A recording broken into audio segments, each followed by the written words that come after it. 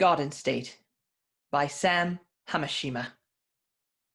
Polly, a bumblebee lost in the forest, Wattson, an idealistic firefly, Joulie, Watson's work partner, tough, and the roly-polies in search for Queen Beatrice.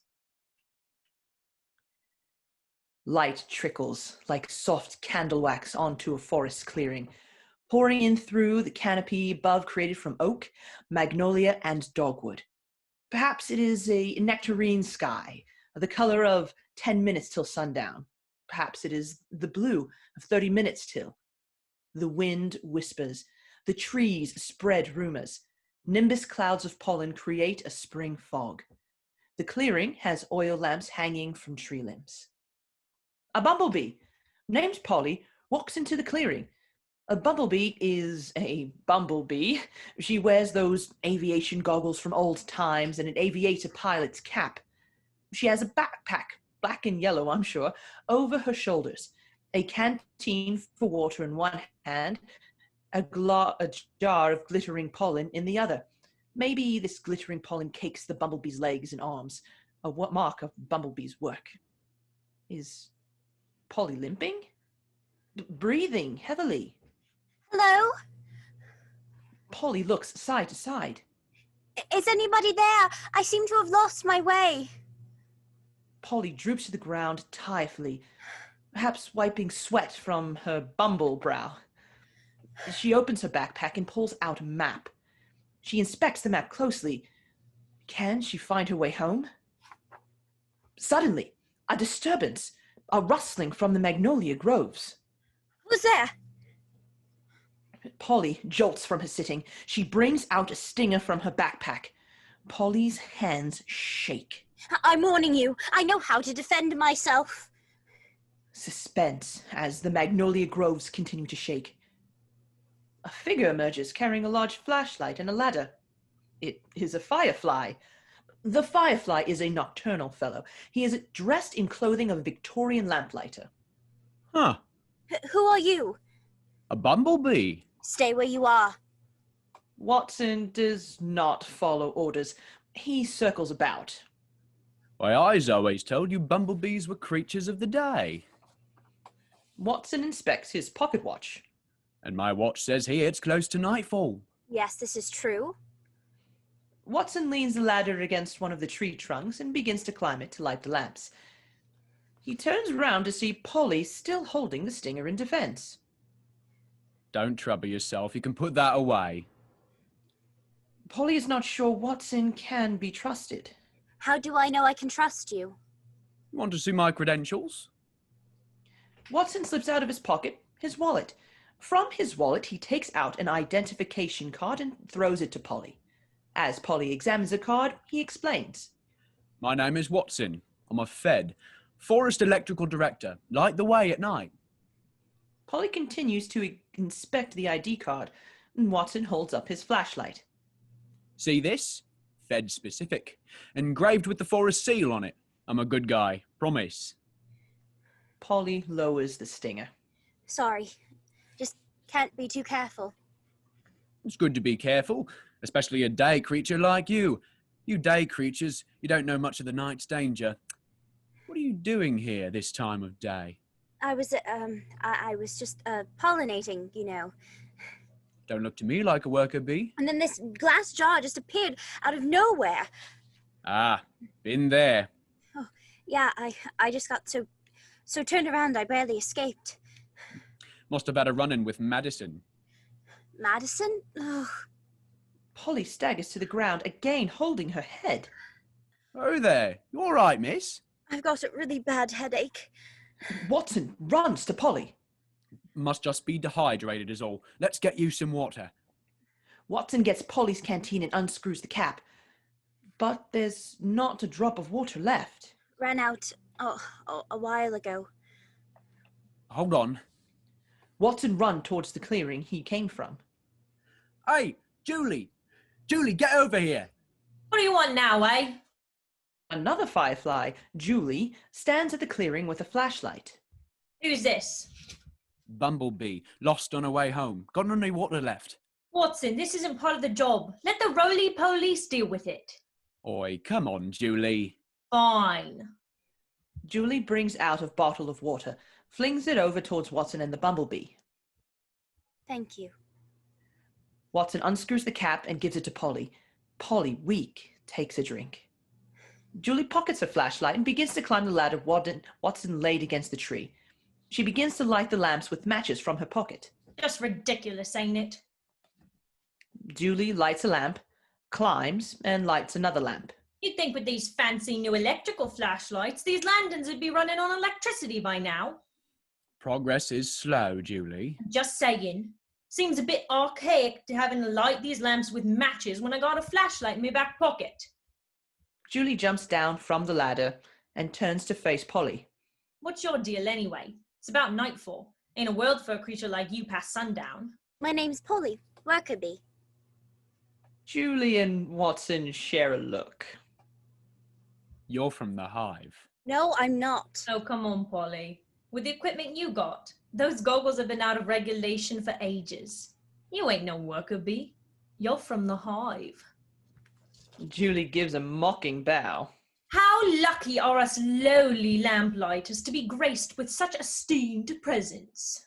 Hey, knock it off, Joulie. Why Joulie should I? chuckles. You know what the hive thinks of us.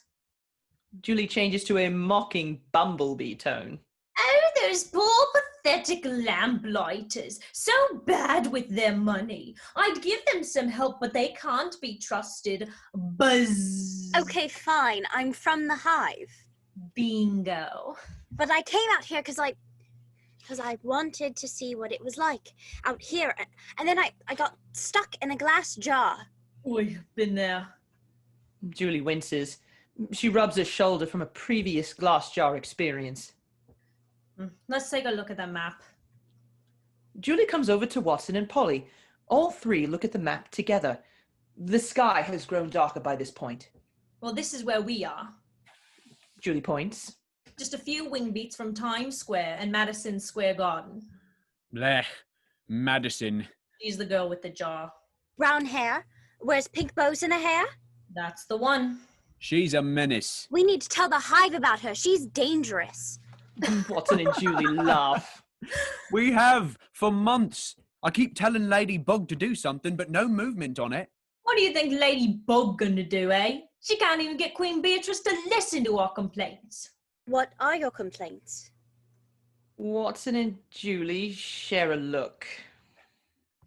No offence, Polly, but a bee wouldn't understand. Why not? He's right, Polly. Well, why don't I try? Queen Beatrice really only cares about issues pertaining to bees. I mean, have you read any of the Garden's articles lately? I don't really read the Garden. Bet you only get your news from the BBC. I mean, I listen to Nature Public Radio as well. Joulie scoffs. The Mothia is out of control. The Roly Police are in another corruption And scandal. tell her about the mantises. The mantises? Wattson lets out a sigh. The mantises insist on praying in school. In school. I mean, this is the Garden State. We were founded on the separation. I had no idea. I'm sure you're not alone in not knowing. BBC and Nature Public Radio don't report these things. It's bee media. Bee media wouldn't ever critique the bee queen. Polly is embarrassed by her lack of knowledge on the subjects. The hive is 10 wing beats north of here. Next time you masquerade as one of the working bugs, at least know how to read a map. Polly begins to get her things together, preparing for flight. You'll never make it before nightfall. I can make it. Would be taking a huge risk. I said I can make it. Phrase and the name of the Queen.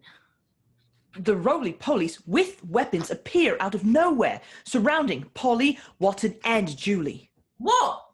Oh, buzz off. We're just doing our jobs. Then who is that? Roly police officer points to Polly. You stealing from an innocent bee? Not at all. She needed help getting home. Bumblebee guards begin closing in on Wattson, Joulie, and Polly. Take 'em into custody. The Roly Police begin to handcuff Wattson and Joulie, reading them Miranda rights. Polly, do something. Polly is frozen. Should she defy the roly-polies? Polly makes up her mind. By order of Queen Beatrice, I demand you to stop. The roly-polies freeze.